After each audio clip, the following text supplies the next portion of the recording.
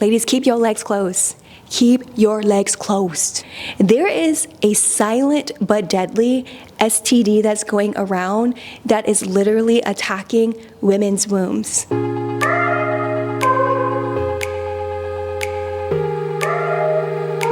Hey girl, it's Johanna with God is Glamorous, where we learn how to live our best lives through Jesus Christ. And today I'm going to talk about the top 3 dating tips that you must learn in the year of 2024. So for those of you who do not know me, for my new subscribers, I have been abstinent for 4.5 years now, and I'm very vocal about sexual purity, and I want to share what I have learned during the dating season and how you are able to take my tips into your dating season as well. So without further ado, let's get started. So first things first, I want you to understand that God cares about your dating life. He cares about the relationships that you have, and because of that, He really, really wants to speak to you in regards to the men that you have in your life or the men that you will let into your life. So I know a lot of people are often like, how do I hear God's voice? How do I know He's speaking? How do I know it's Him versus my thoughts versus the enemy? And I just want to let you know that God is always speaking. And there are several ways in which He speaks to you, especially concerning your dating life. He cares about everything that you do. He cares about who you're dating. He cares about the food that you put into your body. He cares about whether or not you're wearing your seatbelt. He cares about even the smallest details of your life. So one of the ways in which God speaks to you is through His voice. It can be an audible voice, which oftentimes is very, very rare. But oftentimes it can just be through a still, soft voice that often comes to you in your spirit. Like you just feel it. It's like a gentle nudge. He can also speak to you through dreams and visions. And I want to share some examples of that. So when it comes to the men that I have dated, God has always spoken to me through a dream about whether or not He approves of this person. So let me give you an example. So I remember I used to date this guy, and we were just hanging out one day watching a movie. And it was a movie that we probably should not have been watching. So I was like, babe, I don't think we should be watching this. Can we turn it off? And he was like, oh, don't worry, it's just a movie. And I just watched the movie and didn't say anything else after that. But it did bother me. So a few days later, God gave me a dream. And in this dream, the guy that I was dating and we had a son. And I remember the son was sitting down on the floor in this big room watching a TV. And I looked at him, the guy that I was dating at the time, and I said, babe, I don't think that he should be watching this. And he said, oh, don't worry, it's just a movie. And when I woke up and remembered that dream, I knew that he was not the one, or not the one in that moment, because however he's like now is most likely how he's going to be when you marry him or when he becomes a father to your child. So pay attention to these random dreams that God gives you, because oftentimes it's Him speaking. And you may be wondering, well, how else does God speak? God often speaks through your conscience. So if you're feeling guilty about something, it's oftentimes God nudging you and telling you not to do something. So for example, have you ever been out to eat or having a craving and you just feel this nudge saying, don't eat that donut, don't get that iced coffee from Starbucks, don't get those French fries, don't get an extra whatever? I promise you that is more than likely the voice of God nudging you and telling you not to do something. God cares about every detail of your life, even down to what you eat. And the Bible says that if you do something that you know you're not supposed to be doing, you are sinning. So in James chapter 4, verse 7, it says, if anyone knows they ought to do something and they don't do it, it is a sin. So it's literally a sin to ignore the voice of God and do what you were going to do anyway. We've all been guilty of it. I've been guilty of it. But we have to be able to listen to that still small voice and that conscience so that we can pay attention and listen to the voice of God. So many people often say, oh, I want to hear God. I want to hear God. Well, when you finally hear Him, do you obey? And you know it's most likely God speaking to you when you feel the voice telling you to do something, and it's typically something you don't want to do. Whether it's, oh, go to the gym, don't eat that. don't have sex with that guy. Don't call him back. Like, typically, if it's a voice nudging you and nudging you for good and something that you typically would not want to do, I can almost guarantee you it's most likely God speaking, especially if it aligns with Scripture. So ladies, just keep that in mind. God absolutely adores you. He loves you. He has a man specifically assigned for you and to you. And because of that, you really, really, really need to pay attention to the voice of God, because he's always speaking, whether it's in a dream or a vision or his word or his still small voice. He's always speaking, so learn how to pay attention to that. Number 2, always be willing to throw him back. Always be willing to throw him back.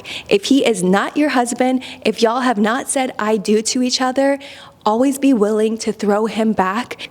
If he does not sit right in your spirit, he's being inconsistent and you address it and he doesn't change, throw him back. If he's leading you further away from God and closer to sin, throw him back. If he's not waiting until marriage to have sex, throw him back. If it's causing confusion and not peace, throw him back. You need to always be willing to throw him back if he jeopardizes your relationship with God and if he's leading you further away from God and not closer to him. Oftentimes, we as women create this picture in our mind. Like, as soon as we meet a guy, we're like, how does my last name sound with his last name? Or, oh my gosh, like, what would our wedding look like? We often envision something way before God is even confirmed. So just do not get ahead of God. Don't rush. Don't make this man an idol. And just wait on God and always be willing to let him go at any moment's notice. Do not date in desperation. When you date in desperation, you will literally fall for anything. There have been some guys that I absolutely loved and adored and I would have loved to date, but he did not meet some godly standards and I had to throw him back. And I left with my pride and my dignity, with God's respect and his respect as well, because I'm not settling for anything than God's best. So please listen to me carefully. Do not date in desperation. Always be willing to throw him back and understand that he who finds a wife finds a good thing and brings favor. You bring the favor, sis, not him. So always be willing to throw him back and wait on the man that God has for you. Number 3, I can't say this enough. Ladies, keep your legs closed. Keep your legs closed. Stop having sex outside of marriage. The enemy is literally out here seeking to steal, kill, and destroy, and he's coming after wombs and fertility. I don't know if y'all realize this or not, but I just have to say what needs to be said. There is a silent but deadly STD that's going around that is literally attacking women's wombs. Within the past month, I've spoken to 3 women who have had cervical cancer scares. And that cervical cancer stemmed from a silent but deadly STD called HPV. And a lot of people are catching HPV because, number 1, there are no symptoms, and it's often only times detectable by using a microscope to examine cells. Y'all, it is so serious. And the Bible literally says that the enemy comes to steal, kill, and destroy. And the moment that you have sex outside of marriage, you are literally opening yourself up to the enemy's attacks. And trust and believe the enemy is after your womb and he's after your fertility, and he will try to do anything in order to steal, kill, and destroy. Ladies, our bodies are so precious and so valuable. We have something that men don't. We have the ability to bear children, and we have to protect the sacred womb that God gave us and only allow access to the man that God has for us and marries us. Because if we don't, we open ourselves up to all kinds of STDs and infections that can ultimately cause infertility. And we don't want that, ladies. When God says do not have sex outside of marriage, he's saying it for a reason. And one of those reasons is for your protection. So ladies, please, please, please, please keep your legs closed. Honor the Lord with your body and wait until marriage to have sex. All right, this is a bonus. We're going to have to do a part 2 later. But the bonus is, while you are single, become the woman that God has called you to be. While I focus on becoming all that God has for me, my perspective has changed. I am now making the ideas that God has placed in my heart a reality. I'm now working on kingdom businesses and kingdom projects, and I no longer really have time to think about a husband. And the reason why a lot of women are desperately praying for a husband right now is because they are not focusing on the God-inspired projects and ideas that He has called us to. So many women are praying for husbands when they are waist deep in debt. They have student loans that they haven't paid off. They have credit card bills that they need to pay off. Their credit score is all jacked up. They're living paycheck to paycheck, and this is not really honorable to God. When God sends you your husband, you need to be an asset and not a liability. You need to be a woman who knows how to manage your finances well. You need to be a woman that has your house in order, because when the time comes and it's time to talk about marriage, and then y'all have this finance talk, you don't want to be embarrassed. You don't want to have him looking your finances, seeing that your account is negative and that you have a net worth of a negative $100,000.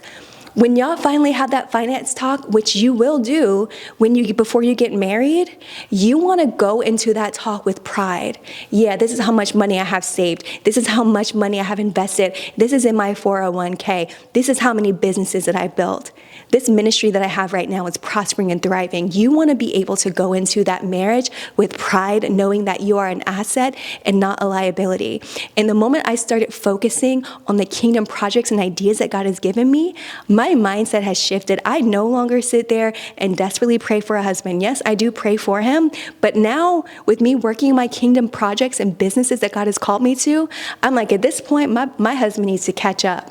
Like, the only way he gonna find me is if he catch me. Like, that's my mindset now. Like, I'm no longer crying out to God, asking for a husband. I'm so focused on what God has called me to do that I'm like, bruh, if my husband wants me, he gonna have to really catch me, because the way I'm going, he's gonna have to catch me. He's really gonna have to find me, because I'm too busy to be worried about anything other than the kingdom assignment that God has given me. So ladies, have that mindset.